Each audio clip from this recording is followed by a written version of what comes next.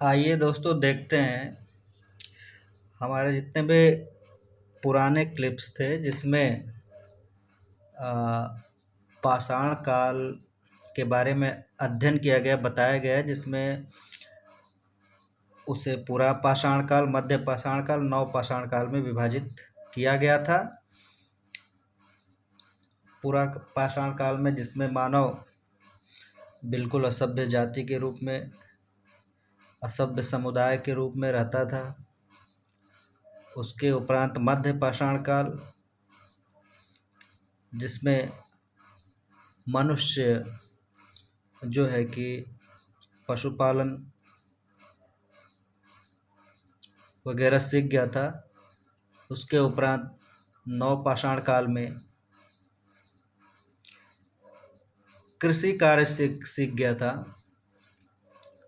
नव पाषाण काल के अंतिम चरण में जब मनुष्य अब कृषि करने लगा तो कृषि समुदाय के रूप में उसकी सुरक्षा हेतु जगह जगह पे समूहों में रहने लगा। इस प्रकार ग्रामीण समुदाय का विकास जो है उस समय होने लगा। और मनुष्य जो पूरा पाषाण काल में पत्थर के औजार का इस्तेमाल करता था, उसके साथ तांबे का भी प्रयोग शुरू कर दिया। उस समय से ये मान लेते हैं कि ताम्र पाषाणकालीन सभ्यता, या जिसको कि कैल्कोलिथिक कल्चर की शुरुआत हुई। यह जो है मतलब कि ग्रामीण सभ्यता थी, उसकी शुरुआत हुई, ग्रामीण समुदाय की शुरुआत हुई। मानव जो है पत्थर तथा तांबे के औजारों का प्रयोग करता था। मतलब पत्थर के साथ साथ तांबे का प्रयोग करता था, इसलिए इसे जो है कि ताम्र पाषाण सभ्यता कहा गया।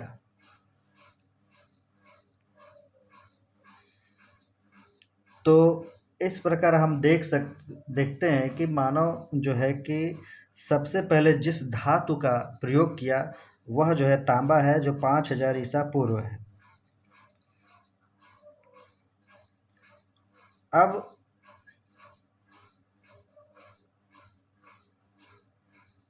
जो मानव समुदाय जगह जगह पे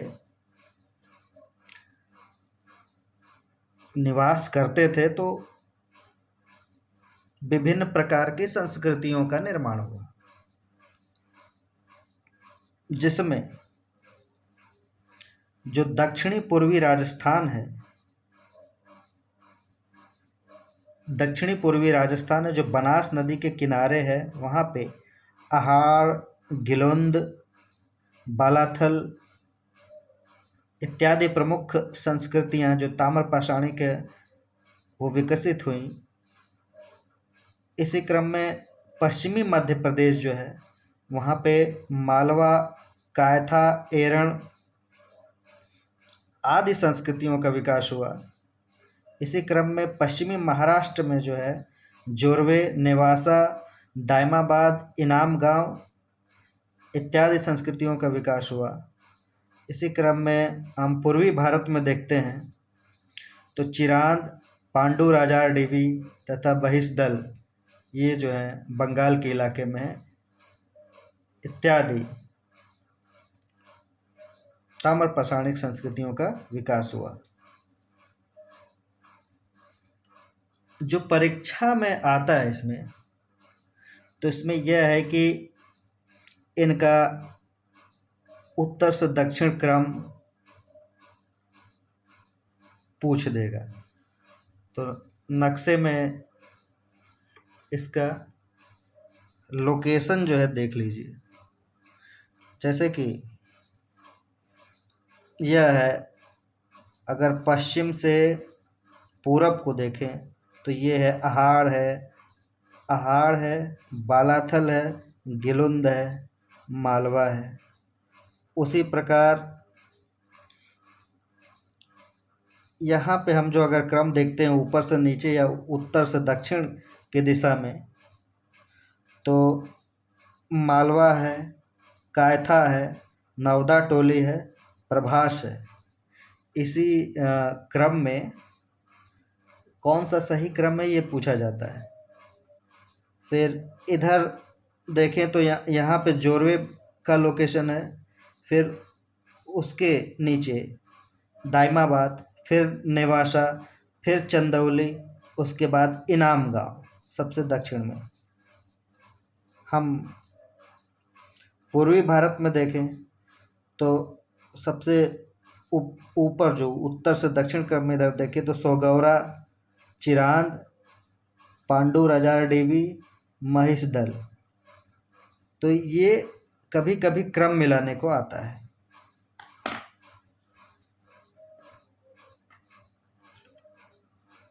और साथ ही यह भी पूछ देगा कि पश्चिमी महाराष्ट्र में कौन से ताम्रपाषाणिक स्थल हैं, पश्चिमी मध्य प्रदेश में कौन से हैं, दक्षिणी पूर्वी राजस्थान में कौन से हैं।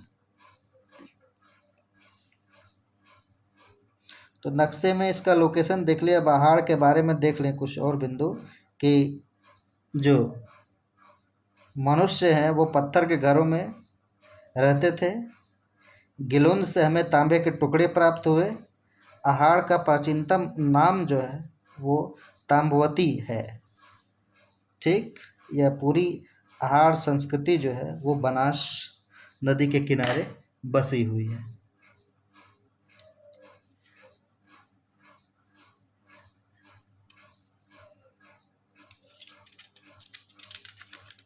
इसी क्रम में इनका कालानुक्रम मिलाने को आता है। तो हम देख लें कि सबसे यहाँ पे जो पुरानी है वो अहाड़ संस्कृति है ऊपर, और सबसे बाद में जो है कि जोरवे संस्कृति बनी। हुआ ये था कि ये जो संस्कृतियाँ ताम्रपाषाणिक विकसित हुई हैं तो उनमें कुछ संस्कृतियों के समकालीन हड़प्पा की संस्कृति भी थी। तो मतलब जो भूभाग के कुछ हिस्से पर हड़प्पा कालीन संस्कृति भी चल रही थी, और उसी के समकालीन कुछ भाग पर ये ताम्रपाषाणिक संस्कृति भी चल रही थी, जैसे कि कायथा, प्रभास, रंगपुर इत्यादि जो है कि हड़प्पा कालीन संस्कृति है। ठीक, अब इनमें कुछ महत्वपूर्ण बिंदु देख लें, जैसे कि नवदा टोली में जो ताम्रपाषाणिक काल है वहाँ पर अनाज के सबसे ज़्यादा साक्ष्य मिले हैं। इसी क्रम में मालवा को देखते हैं तो मालवा का मृदभांड ताम्रपाषाण काल में उत्कृष्ट कोटि का माना जाता है। जोरवी संस्कृति ग्रामीण थी, ठीक, परंतु दाइमाबाद तथा इनाम गांव में नगरीकरण प्रक्रिया प्रारंभ हो गई थी। जोरवे स्थलों में दाइमाबाद सबसे बड़ा है। यहाँ पे शवों को जो है कि उत्तर से दक्षिण दिशा में रखा जाता था और कलश का भी प्रयोग किया जाता था। इनाम गांव की बस्ती किलाबंद तथा खाई से घिरी हुई थी।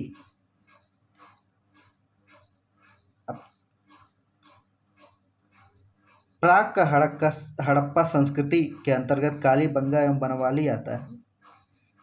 ये ऐसे ही ऑप्शन में दे देगा कि निम्नलिखित में से कौन से स्थल प्राग का हड़प्पा कालीन है।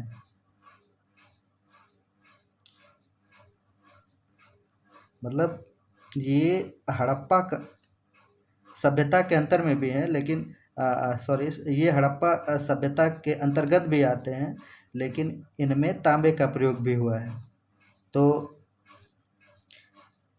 प्राक हड़प्पा संस्कृति या ताम्र पाषाणिक संस्कृति के अंतर्गत कालीबंगा तथा बनावाली आता है। उसी क्रम में जो कोडदीजी है वो ताम्र पाषाणिक अवस्था की है। एक प्रश्न ये भी आता है कि सबसे बड़ी ताम्र निधि गुंगेरिया मध्य प्रदेश में पाया गया। अब आता है कि एमपी की कायथा एवं एरण की और पश्चिमी महाराष्ट्र की इनाम गांव की बस्तियां किलेबंद थी। ठीक। फिर आता है पश्चिम भारत में जो भी ताम्र पाषाणिक स्थल थे वहाँ पे संपूर्ण समाधान तथा पूर्वी भारत में आंशिक समाधान पाया गया।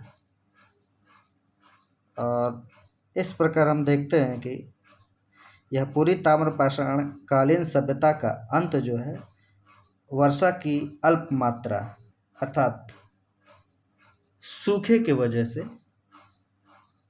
हुई, यानी जो भी बस्तियां थीं वो सूखे की वजह से विलुप्त हो गई।